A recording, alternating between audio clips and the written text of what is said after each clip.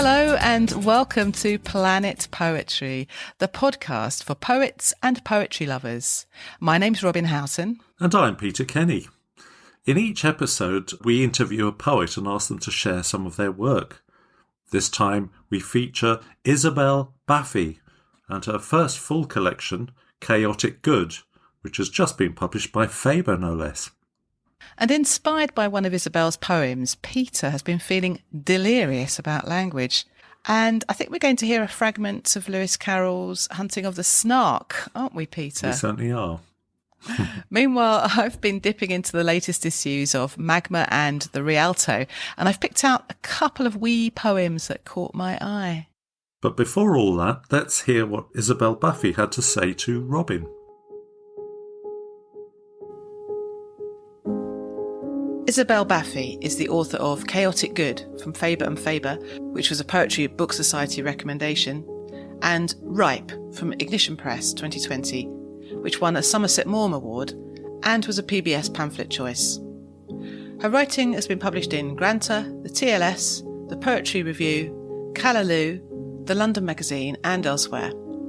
Isabelle is a Ledbury poetry critic and an Obsidian Foundation Fellow. She edits at Poetry London and Magma. Isabelle Baafi, welcome to Planet Poetry. Hi Robin, thanks so much for having me. Now tell me, this is Planet Poetry. We like to ask our poet guests where in the world you are. So where are you today? I am in West London, in a town called Isleworth. So under the flight path to Heathrow, possibly. Yeah, exactly. Yeah, so you may hear some whirring overhead. We're here to talk today about your Faber collection, Chaotic Good. First things first, I was quite intrigued by the title. Peter, he said, oh yeah, that's a meme. So I did a bit of digging and I came up with this note that Chaotic Good is a kind of a character description, that she follows her own moral compass and combines a good heart with a free spirit. Is that correct? Is that what you had in mind? That's what I would say. That's a good description, I think. Although to me, like the whole concept of being chaotic is very double-edged. So originally the title was the title of a poem.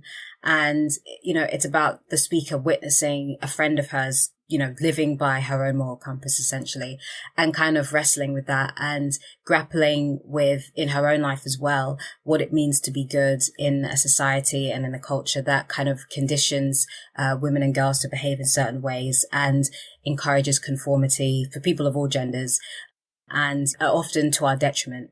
So the book was really thinking about like what it means to be authentic, to liberate yourself from social norms, but also to endeavor to be a good person as well and to figure out on your own terms what that means. Well, thank you. I think that's a really nice way of introducing the book. And this is your first full collection, isn't it? So yeah, that's right. But have these poems been written over a long period of time?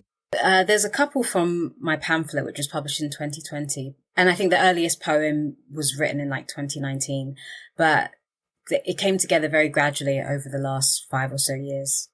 Perhaps we could start by your reading a poem. I should just say the book is in 5 sections, isn't it? And it starts with separation, which is an interesting way to start. So it's not a kind of a linear chronological arc. So perhaps you could read a poem from that first section. And I'm thinking of To the Woman Sobbing into Her Phone on a Park Bench. Yeah, sure. So this was, inspired by an almost encounter I had in April 2020 at the beginning of the pandemic. To the woman sobbing into her phone on a park bench. I write the poem to forget you, to study you, to keep you safe, whichever you can forgive. With a meter that mocks your palpitations, a slant rhyme placing to on top of you. Because like you, I have never been as perfect as a firstborn son in his mother's eyes. I too know what it's like to mop a man's mouth with your sleeve. I know the scabs you worry. You lie so well it becomes real and scorn the women who pray for a man like yours. Broad-smiled and many-faced, fork-tongued with tangled eyebrows, steady hands. What even teeth he has, and how exacting their bite. He had a wisdom deep enough to stand in, and you did, leaning on his shoulder as you stepped into your tomb. Mangled as only a man could make you. No one knows it like me. How you curl into him like a child and watch the world fall in love with his light. How some nights you still wait for it to find you. When he beckons, you approach on all fours. When he shines on you, you scatter. Thank you. And there are so many things here that we meet again throughout the book. The man with many faces and his teeth and his bite. I really enjoyed this whole section, this kind of slow reveal. It's like we're kind of crash landed into a life, and it's slightly disorientating and slightly shocking, and it takes a little while to realize what's going on. And in this poem, when you say, you know, no one knows it like me, the reader is given no reason to doubt what's being depicted here, that you lie so well it becomes real. It could be read more than one way. There's something so creepy about that phrase. I know too what it's like to mop a man's mouth with my sleeve. This suggests not just kind of subservience, but something quite animalistic. This idea of eating and consuming food is an image we revisit often in the book, isn't it? Yeah, I find that my work draws from that quite a bit, and it's, as you touched on animalism, I think it's because it's such a primal need, that kind of urge to consume and the need to sustain yourself, and this question of what extent we're willing to go to in order to do that, especially for those of us who are not vegetarians, like last weekend I had some octopus and it was lovely, and then last night I had a dream in which my bathroom and my bedroom were covered in octopuses and squids. And I was like, oh God, is this them coming back to get me? So, but yeah, I think also by exploring these questions of hunger and desire and consumption, it's ways of looking at sociological questions of connection, acceptance, power, belonging, because food is such a central part of society and life and family and the home. So it was a natural conduit in a way for me to tap into as I was exploring the themes in this book. Also because I was thinking about the role of women in the domestic space and in society as well. So yeah, food and consumption became, they just arose quite naturally. Each new section begins with a poem entitled The Something Effect and its definition. I wasn't quite sure if these were real phenomena or memes or both. I had heard of the one, the butterfly effect, but I hadn't heard of the others. So tell us a bit about that construct. Yeah, they're all real phenomena. The first one that I wanted to start with was the Kuleshov effect. So I did a film degree many years ago, and one of the things they taught us about was this. It was just like this principle in editing whereby the meaning of an image will change based on the images around it. So the way that Hitchcock explains it is like, if there's a picture of like an old man and then a picture of a baby and then you have a picture of him smiling, then it's like you will read it as, a kind old man smiling at a baby. Whereas if it's like a man and then a young woman in a bikini and then an old man smiling, then it's like, a kind of more leering, lecherous old man. So it's like things change depending on what's in proximity. And for me, I always found that really intriguing. And I suppose when I was writing this book, I was thinking about how in childhood, who we are and who we become is so much determined by our surroundings and the context in which we find ourselves. So that was a way to, explore context and how we are shaped as people. And then I came across the Mpemba effect, I don't know, somehow online.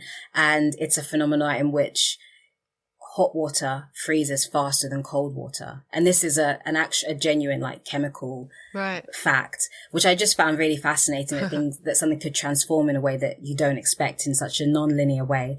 And because the book is looking at time and memory and regret and redoing things and undoing things, that became a natural way for me to explore that idea as well. Yeah, yeah. And then there were a few others. I had a poem once called The Doppler Effect. That was about a friendship breakup, but that poem didn't make it into the book. But yeah, over time, like I started to gather more of these effect poems, and I was like, okay, how about making one be the centerpiece, or at least the opening to, each section. And so, it was really interesting to kind of look for more effects that had resonance with the central arc of the book and to kind of weave those ideas in. Interesting.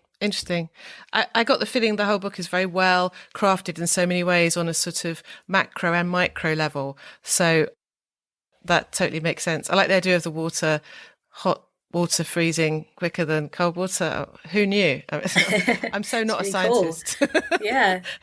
No, me neither, but yeah. But there's that kind of idea of, change can happen in ways you're not expecting or that are not intuitive. The book, it reads kind of autobiographical or semi-autobiographical, but I really hate to assume that, to say you this and you that when talking about the poet. What are your thoughts about that generally and about this book? So I edit reviews, and one thing that I always encourage reviewers to do is to name the character in poems as the speaker, not the poet, because even if the poet is drawing from their real life experiences, the poem is a condensed version of that exploration. It's a performance. It's a dramatization. The person speaking in the poem is an avatar. Yeah. And, that's just when they're writing about actual events. The great thing about the lyric I is that you can say I did this or I did that, but it doesn't have to be true. Sure. There are many poems in the book where the I is not me. The book is exploring a composite of lives and experiences. That makes total sense. And I always feel poetry is a work of fiction, really, even if it's an amalgam of one's experiences and one's imagination. But I don't know why in bookshops, you've got like these headings, fiction, and then poetry is over in some corner somewhere next to the cookery books. Yeah. Quite sure what's going on there. So in part 2 of the book, we go back to childhood, and I would say things start to get dark quite quickly. And for example, there are these 2 prose poems, aren't there, that kind of sit as a pair, Watermelon and Turkish Delight. And they kind of have this use of lacunae. And I felt it really creates this hesitancy and a sort of disjointedness. In childhood, a person's self-image is very much fragmentary. Like, especially if you look at, I think it was Lacan with the mirror stage, a child sees himself as like these parts, not as a coherent whole or a composite whole. And so I think that definitely fit in with that kind of form. Yeah. It's really poignant in this poem, Turkish Delight. It starts with, I know everything, and the I is in a lowercase I, which has that childish feel anyway. And also that childish sense of, I know everything, and then goes on to list certain things. As the reader, you're thinking, oh no, really? Yeah, I just wanted to kind of tap into what it felt like to be a child, just generally. When you're small, the world is a big and scary place. And in terms of tapping into the childlike voice, it was really just a case of of course, using terms and things that children use, but also breaking things down to their smallest parts and trying to see, trying to find reasonings for the things that we can't explain. I was thinking the other day about how when I was younger, it used to really bug me that there were multiple words for the same thing, because it just used to confuse and overwhelm me. Or the fact that we would have the word some and a few. And I was just like, well, which one is it? Why are there 2 words that, and I tried to reason, okay, well, maybe the number of letters is the number of things it should be. But I was like, but then they both have 4 letters. So what a clever child you were, working things out that way. A very inquisitive one, very overthinking one. So things like why Earth spins but never gets dizzy, things like that, the kinds of things that a child would wonder about, and in order to kind of make sense of their place in the world and to understand how it works. Yeah. That was the goal. Yeah, it's very striking. And then the middle section, adolescence. I noticed that this idea of mirrors, it's sort of, the mirror appears right through the book, right from the very first poem, I think, which is actually a mirror poem. Also, there's a poem entitled Janus, and there's this recurrent idea of reflection, of people appearing to each other or appearing to have the same face. Yeah, so with mirroring, I think there's a lot of doubling in the book. So there's this central speaker and her husband. And I think, a marriage is such an intimate relationship. The longer you are together, the more 2 people grow around each other and grow against each other and become reflections of each other. So that felt very inherent in this exploration, especially when you're thinking about what it means to separate from that. In some ways, it can feel like separating from your own mirror image. the person who knows you the best. But then also I was looking at like intergenerational trauma and cycles and what it means to repeat cycles and to break cycles. So there's like reflections and echoes between generations, between the mother and daughter. And then the central speaker also envisions having daughters as well. So there are often times where it's like multiple versions of herself appear at the same time. And so then the forms that I used were ways of bringing that to life as well. Yeah, that makes total sense. And in fact, there's a poem in the section Adolescence called The Bystander Effect, and where we have a group of girls showing a callous, a lack of empathy for a troubled girl who's outside their group. And you use the phrase, we were each other's mirrors, so all acting alike. There's also the suggestion that the we of the poem does not include the I, because the I could actually be the unnamed girl. So that poem is called The Bystander Effect, and it's a phenomenon in which, like, the more people there are witnessing an atrocity or something going on, the less likely each person is to intervene because they think someone else will do it, else will do it. And we're seeing that today in so many situations, whether personal and communal or geopolitical and international. So I was really looking at what it means to intervene, what it means to just let things happen, and on a wider scale, how so much violence is enacted upon women and girls and people don't really intervene. And often girls themselves in childhood are primed to just accept it or to be normalized to it. The we also was a way of looking at how in adolescence, it's a time when a young person's self-image is kind of emerging and they're figuring out how to detach themselves from the sense of self that has been projected onto them by their caregivers and their neighborhood and teachers and so on as a child, and how they will begin to form their own sense of self. So it's a complex time, and it's a tussling of, conformity, but also rebellion, and wanting to belong, but also wanting to be an individual. And that self-discovery is kind of what the poem was looking at.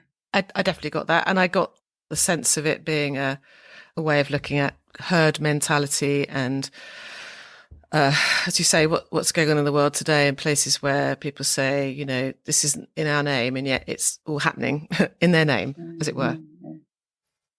I wanted to ask you about some of the wonderful wordplay and technical detail that you employ. And you've already given us a hint that this started in your childhood, probably thinking about linking meaning to the number of syllables or whatever. And you've mentioned the fact that there are opposites throughout the book. There are juxtapositions of always two things, or facing up or facing off, dark and light coexisting. You've got a poem called Chiaroscuro. In the prose poem, Her Mother's Daughter, you repeat the first paragraph word for word, but with different breaks. And it's amazing how it changes the meaning entirely when you read it through in that way. And there's another one called I'm Here/Gone, delete as appropriate. And you pepper the entire poem with alternate words with a slash that the reader can choose between, although of course both words in each case are heavily loaded. And again, this is an intriguing form, which I really enjoyed. You don't sit still and use repeat forms or styles. There's a lot of variety. Is that true of your writing generally? I mean, I only have one other book, my pamphlet, but in that I started to experiment with form. But I think traditional forms I hadn't yet worked with. But in terms of like using the white space and thinking about columns and thinking about different justifications for paragraphs and things like that, that was really fun. And with this, working with form was a great way for dramatizing kind of the energy and dynamics in the poem, the ideas in the poem, getting the reader to experience what the speaker is experiencing as well. And at times, kind of allowing the themes to emerge. So when we've got, like in Her Mother's Daughter, it's about generational cycles. So the whole repetition was about how to change, but also be the same, and realizing that and kind of the frustration of that, the ways to find freedom within that. And I think, there are other places where I use like puns or where I use typos and errors. You mentioned the multiple choice poem. So different ways of thinking about free will and how different choices can lead to very different pathways in life. On that note, you mentioned puns. I wonder if you could read for us Everything is Going According to Plan. Everything is going according to plan. In my pregnant mother's rind, I was perfect. My skin as soft as a cotton ball, my handstands bamboo straight. She had no ideal about the moths I would hide in my belly button, the blood clot she'd sulk from my nose, the door that would split my forehead omen. Made from soggy biscuit crumbs and born at the peck of summer, I was Rot, the daughter she wanted, but I stayed. I would slit motes under her door, confessing everything I did while she slept. The spilled milk from a broken hug, the uncovered bread that went stale. There is a voice recording of me at 9, begging time to stop gushing me forward. But this poem is me at my best. I sweat. For the next 10 lines, I won't use a single worm that rhymes with bitch. Won't talk about the winter. I ate only apples and Diet Coke. For my next prick, I will make this 13-year-old girl disappear. These thins I paper over. My neighbour's fate when my skirt blew up. My father telling me to watch for a parcel he never sent. My fist time in a chestnut grove, hope thudding to the ground. Everyone is tall but me. Every memory is divisible by its ache. Like Tudor Rose at 16, acid spray and dagger gleam. The boy holding the wound of the boy, painting the pavement with his neck. What else but to burn it away? The next night, clinging to a melody, with my lighter in the air, screaming to resist the void, singeing in the dark. Thank you. It's quite a difficult poem to read, isn't it? Because some of those words, you sort of like...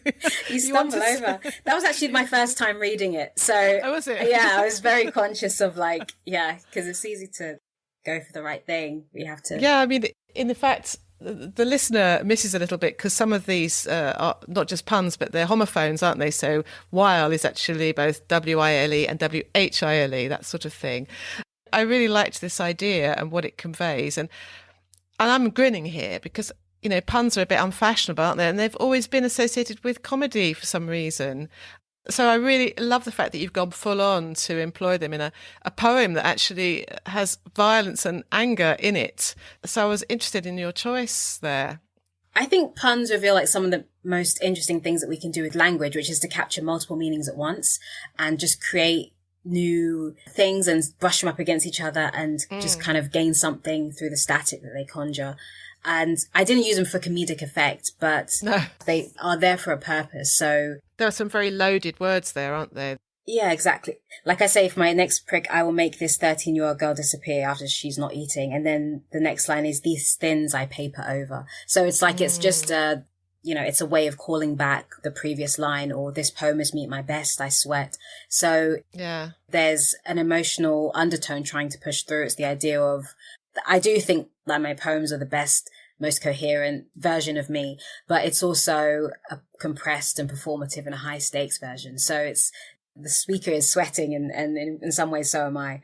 Yeah, it actually started as a mistake. So I started to type in my phone my first time in a whatever, and it came out as my fist time, and I was like, oh well, that's emotionally true. That feels apt, actually. That was a Freudian slip. Exactly, yeah, exactly. So thank you to my phone for that. And then I just decided to keep going with that and see how far I could take it. So it was really fun. That's a great idea. No, it's very effective, and I think the overall effect for the reader is, you sense that these things are half hidden, but actually they're there for you to decode if you just want to kind of look a bit more closely. There's a bit more technical wizardry in another poem, which is the one called GMT+1. And I think it's fair to say it's telling of a moment of infidelity in the man from the wife's point of view. But it's written in this really extraordinary way using both future and past tenses. So it's happened and it's going to happen sort of at the same time. I just thought it was such a clever way of dealing with this dreadful certainty of the woman that it's going to happen, and also the inevitability of it having happened. And it captures this idea of the resignation, I suppose, of a wife who knows her husband so well, but is still conditioned to not be surprised at it. I thought it was very powerful. Yeah, I mean, you've explained it more perfectly than I ever could have. If Poe explained it, I do beg your pardon. No, not at all. No, I'm actually really glad that all of that came through because, I mean, just like with the everything is going according to plain poem, but even more so, I was like, is it going to be too hard for people to read these tenses going backwards and forwards within the same line? So I'm glad that it came through and that kind of the kind of wife's experience came through. It did. But I can imagine that's probably a difficult one to read as well out loud, probably, because it goes against what one wants to say almost. So yeah. I'll give that one a practice at some point. Yeah, we'll see. So the final section of the book, Rebirth, we've got a poem called Alicante, where the speaker finds herself walking towards the sea, and there's this sort of sense of healing, of escape. And I was interested that you place this poem in a foreign setting, and it's certainly a different setting. I don't think Spain has appeared anywhere else in the book. What was your thinking in terms of this section, Rebirth? Were you wanting to bring things to a close or to leave some windows open? Yeah, it was hard for me to write this section actually, because it's like I find like darkness and complexity and like difficulty, and I find those things easy to work through and write about, whereas things like joy, relief, relaxation, even community, I find these things difficult to write about. Ah, interesting. So figuring out like the register and the kind of things I wanted to say was hard. I think, so for me personally, Alicante, that was a really special place. I went there, I guess, the autumn of 2022, and it just, it really was an amazing healing space for me. And I think, the fact that it's like foreign is part of what the speaker needs as well, to kind of get away from the environments they know. There's a poem in there where she's talking about, wanting to get out of her hometown, and there are very snowy landscapes and very urban landscapes that she's grown up around. And so like this sense of familiarity is very much tied to negative experiences. So I think the going somewhere else was like almost a pilgrimage in a way, and it became a site of rebirth for her. So it was really special. And I think figuring out how to leave the speaker like at the point where, in some ways, like you said, bringing things to a close, but then also leaving things open and introducing the possibility of what could be next. And who she could become next was really, really gratifying to work through as I wrote that section. It's interesting that you said it's not naturally what you go towards poems that are joyful, because it did feel like it was almost a different person, a different register entirely. But I really enjoyed that. That added to the variety and the panoply of this book. And there was a line I really liked: the eternity of women who have learned to break things without breaking themselves. So there's a real sense of this protagonist hasn't been actually broken by her chaotic past. I thought that was beautiful. Thank you. So are we going to see this book in the prize shortlists and things? It's not up to me. Oh, that would be wonderful. Just throw it out there. No, I'm just so happy for it to be out in the world. Like, and I've started to get messages from people who have read early copies, and it's just been wonderful to hear that like people are connecting with it and relating to it. And, hopefully it like starts conversations, even in private with people, with their own loved ones and with themselves, about who they could be and how they could take control of their lives. Like that would be my greatest joy. Yeah, I can see it being taken up in schools, or as you say, I think the teenage mindset, teenage girls' experience, I thought was very powerful, and I can imagine being resonating with young people. Now, tell us what are you working on now? If you want to tell us, you don't have to tell us. So I'm actually working on a novel at the moment, and it's coming together very slowly, but surely it has no choice but to. And I'm really enjoying that process and figuring out how to tell a story in that way as well. But I think that there might be some lyric passages, or I might, there's no way that my experience of poetry won't inform it in some way, but it's really nice to work with a different genre and a different ways of, telling a story. I can imagine. Yeah. Great. Well, this has been really nice talking to you, Isabelle, and hearing about your book, and many congratulations. Thank you, Robin. Thank you so much.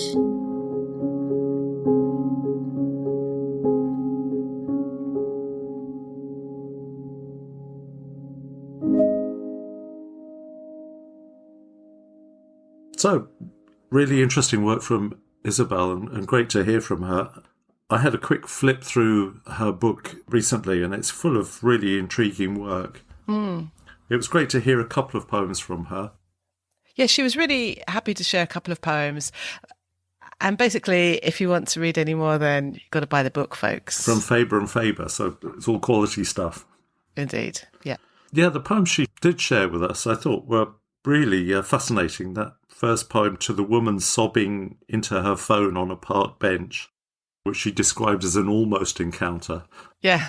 The sort of implied description of this man, is quite terrifying, really.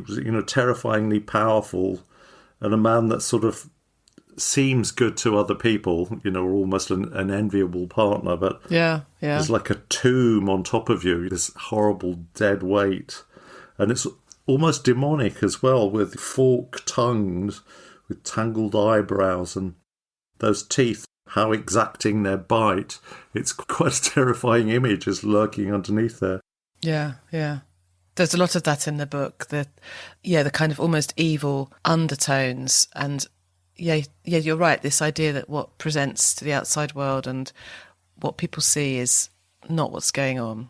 There is a mixed messaging in there, which is, intriguing and talks about that doubling. And there's a thesis and an antithesis in some of her poems. But I like this idea in that first poem about mop a man's mouth with your sleeve. It's almost a kind of tender and almost like a child having to mother somebody. There's a sense of having to be compelled to do it. So it's this almost a tender thing, but it's more scary because there's a forced intimacy in it.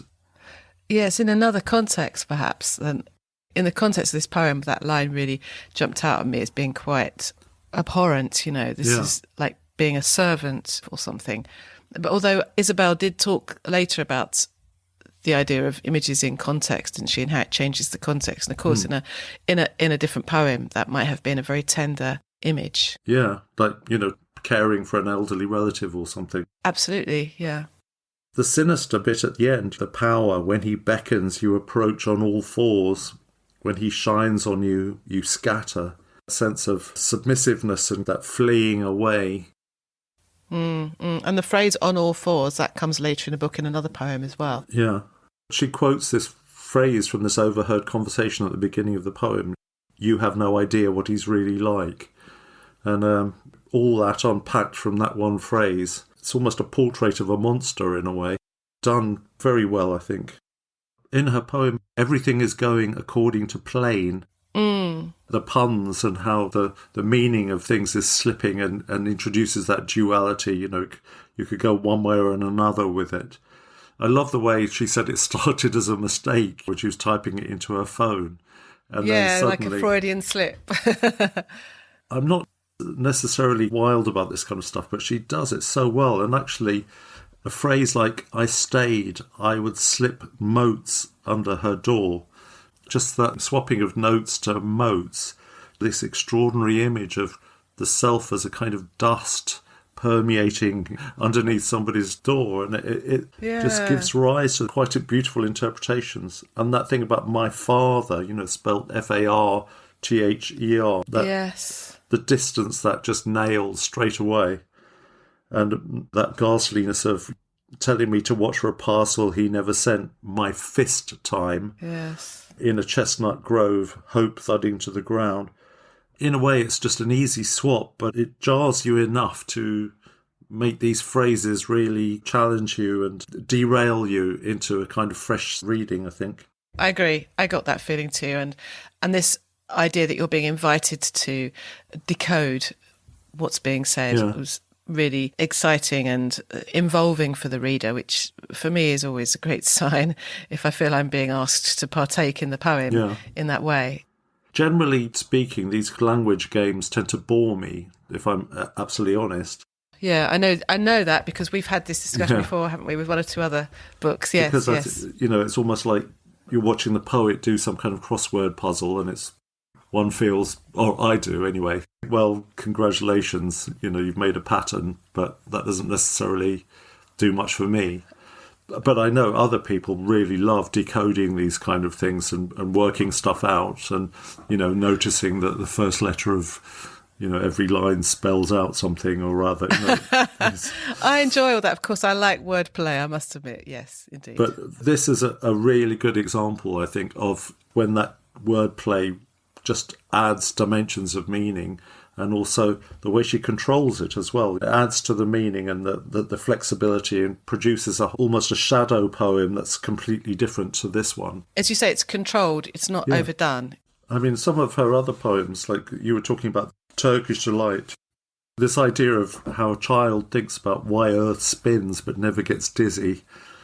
She's writing this in little fragments of those kind of perplexing childish thoughts, but also which grown-ups are safe. That's actually a really horrible thing to be thinking as a child, and one I can understand. Yeah, so very interesting. I thought she was extremely poised and presented her work very well. Very admirable poet, I think, and one to watch for sure.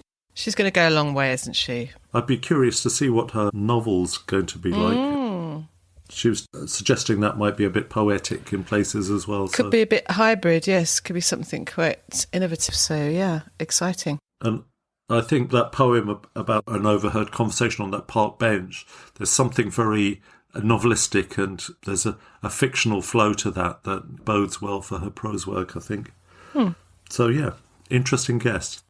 Yes, so Isabelle Baafi, Chaotic Good, out from Faber, just published actually last month, April 2025.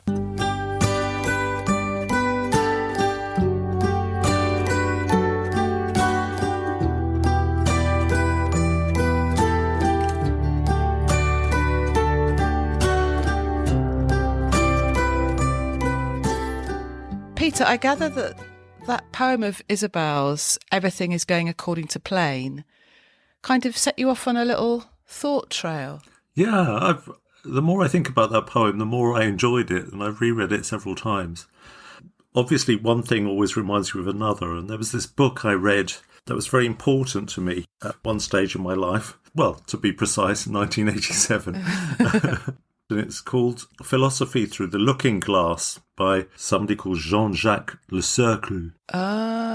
Forgive my appalling French accent as ever. And it centres on this idea that he calls délire, which is often translated as delirium, madness or frenzy. And there's a whole sort of section in the book where he looks at literature. The thought is that language isn't one of these sort of stable structures in which you can, say everything. It's not all logical. That sometimes that it can overflow with meaning and escape control, and all the rational structures all kind of fall apart.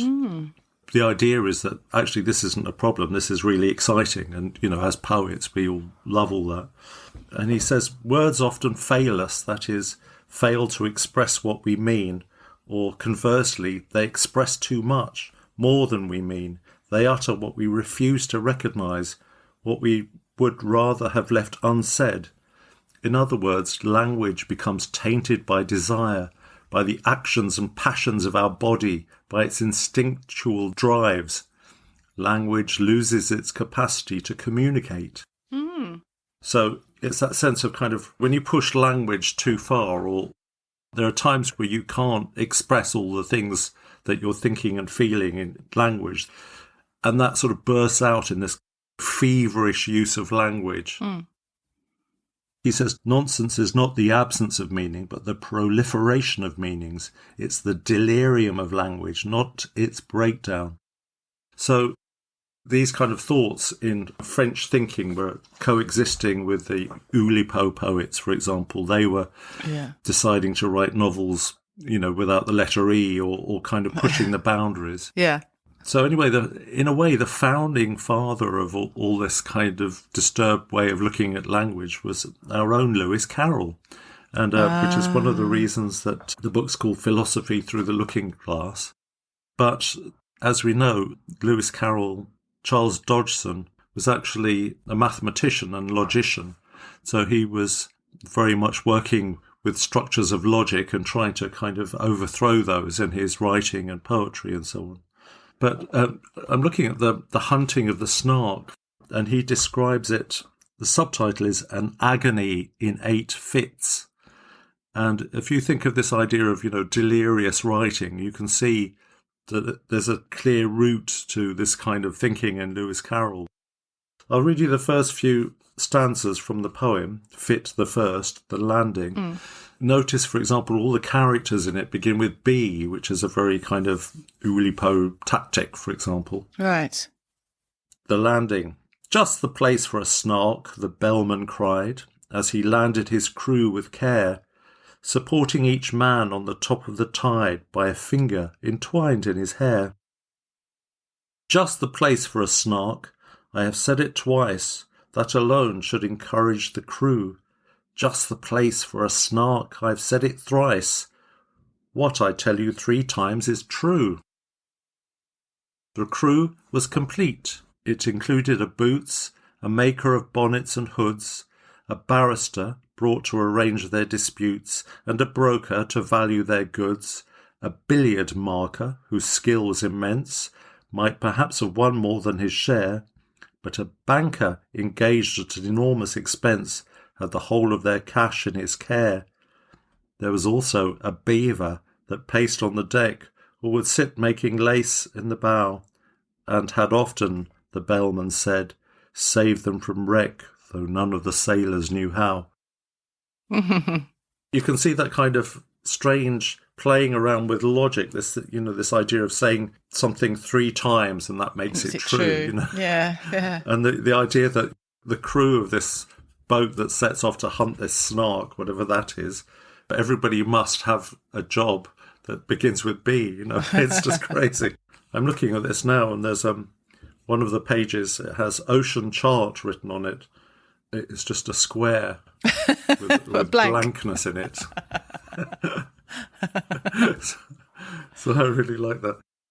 But that idea of overthrowing logic and letting the subconscious and, an abandonment of logic dictate what's coming out in a poem, is a really useful tactic. And taking it back to Isabelle Baafi, that works so well, that kind of slippage of words, revealing a kind of hidden undercurrent.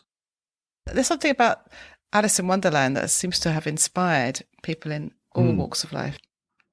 I think, having studied philosophy, there was especially in the Anglo-American tradition, they all try and make language conform to logical rules as if it was, some kind of strange branch of logic or something. And yes. Obviously, I was always interested in poetry, and what precisely I find interesting is when language does break those rules and kind of breaks out of it. And in a way, all this stuff about delirium and so on is a way of codifying these breakouts that to poets tend to come quite naturally, I think. Yeah, indeed. So shall I tell you what I've been reading, Peter? Yeah, I think you've been delving in those magazines again, haven't you? Yes, because over the years I've had this method of subscribing to poetry magazines in a kind of rolling way. You take out 2 years with one mag, and then when it runs out, then I subscribe to another magazine. Just as a way of supporting as many as I can, but without it getting too expensive. Yeah. And then I had a bit of a sort of a fallow period where I dipped in and out of online mags, which of course are free. And then I thought, no, come on, let's get back into it. So I've resubscribed just recently to Magma and to the Rialto. 2 fine magazines. 2 fine magazines. And I just thought it would be quite nice to sort of dip in and just say a little bit about each magazine and choose a short poem from each by a poet whose work I'm not really familiar with. First of all, the Rialto, which... Dear listener, if you're not familiar with the Rialto, you must have a look at it. It's so beautiful. It's A4 size, perfect bound, and always has lovely artwork on the cover. It gives lots of space to poems. I really like the production values. The main editor is Michael Macmin, but he brings in associate editors and they're very good.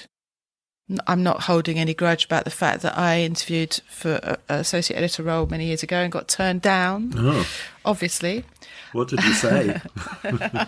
It's what I didn't say, I think. I hadn't been to a job interview in about 100 years, so I think I was a complete numpty, so I don't blame them, really. Yeah, anyway, enough of all that. I'm looking at number 102, which is autumn 2024. Should I read you a little short poem in here? That'd be lovely, yeah.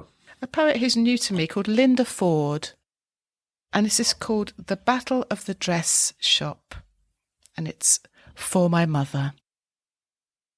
We were both dreading it, but I needed a dress for the chapel anniversary and had refused the frilled red and white number with black buttons and the flowered tops and skirts. So we purchased the blue, black and silver buttonless zigzag trouser suit. It was a hollow victory and a silent bus ride home. So one can only imagine what that event was like. So it's great fun. And Linda is a Derbyshire-based poet, and she has an MA in creative writing from the Open University.